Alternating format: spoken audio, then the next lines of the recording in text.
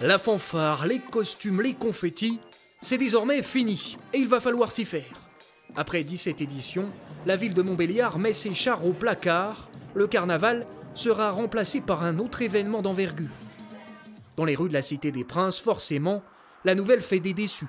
Sur le coup, je trouve que c'est un peu triste parce que le carnaval, c'est quand même quelque chose qui existe depuis toujours, depuis mon enfance. C'est un esprit de fête, justement, pour rentrer dans cette période de fin d'hiver et d'arriver au printemps. Entre potes, on aimait bien aller au carnaval, ça nous rappelle des souvenirs.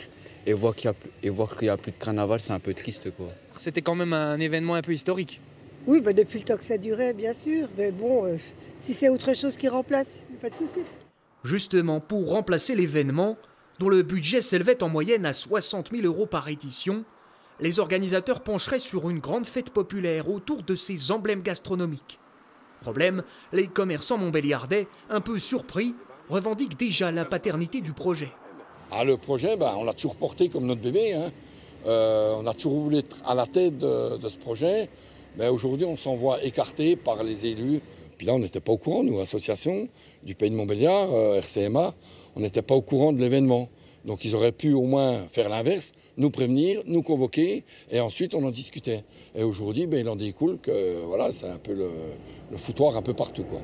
Contactés, ni la mairie, ni le collectif Manifeste, organisateur historique du carnaval, n'ont souhaité répondre à nos questions.